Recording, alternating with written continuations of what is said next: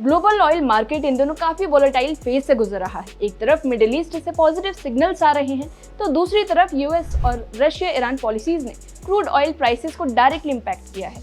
इसका असर सिर्फ इंटरनेशनल मार्केट्स पर नहीं बल्कि इंडिया जैसे इंपोर्ट डिपेंडेंट कंट्रीज के फ्यूल प्राइसेस पर पड़ सकता है। ग्लोबल ऑयल मार्केट की डिवेलपमेंट्स इंडिया पर डायरेक्ट और इनडायरेक्ट दोनों तरह का स्ट्रॉन्ग बिजनेस इम्पैक्ट डालती है, क्योंकि इंडिया अपनी क्रूड ऑयल डिमांड का लगभग 85% प्लस इंपोर्ट करता है। इंडिया पर सबसे बड़ा इम्पैक्ट होता है इंपोर्ट बिल और करेंसी प्रेशर पर। अगर ब्रेंट क्रूड $88 पर बैरल के आसपास स्टेबलाइज या फिर नीचे आता है तो इंडिया का क्रूड इंपोर्ट बिल कम हो सकता है। इससे गवर्नमेंट और ऑयल मार्केटिंग कंपनीज पर फाइनेंशियल प्रेशर कम होगा।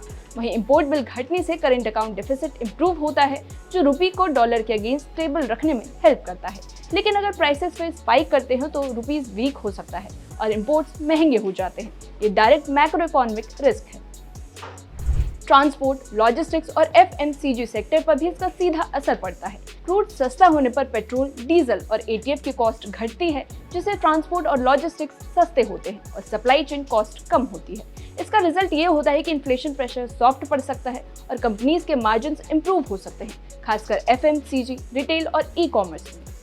वहीं एविएशन सेक्टर को भी बड़ा रिलीफ मिलता है, क्योंकि एटीएफ एयरलाइंस की कॉस्ट का मेजर हिस्सा होता है। ऑयल सस्ता होने से एयरलाइंस की ऑपरेशनल कॉस्ट घटती है, जिससे टिकट प्राइसेस पर भी असर पड़ सकता है और ट्रैवल डिमांड बढ़ सकती है। मैन्युफैक्चरिंग सेक्टर में भी बड़ा फायदा दिखता है। प्लास्टिक्स, केमिकल और फर्टिलाइजर सस्ते हो जाते हैं, प्रोडक्शन कॉस्ट घट जाती है और एक्सपोर्ट कॉम्पिटिटिवनेस इंप्रूव होती है। स्टॉक मार्केट में भी इसका पॉजिटिव इम्पैक्ट आता है। लो या स्टेबल ऑयल प्राइसेस से सेंटीमेंट इंप्रूव होते हैं और ऑटो, पेंट, एफएमसीजी और एविएशन स्टॉक्स में रैली देखने को मिल सकती है। लेकिन रिस्क फैक्टर को इग्नोर नहीं किया जा सकता। जियोपॉलिटिकल टेंशंस अभी हाई हैं।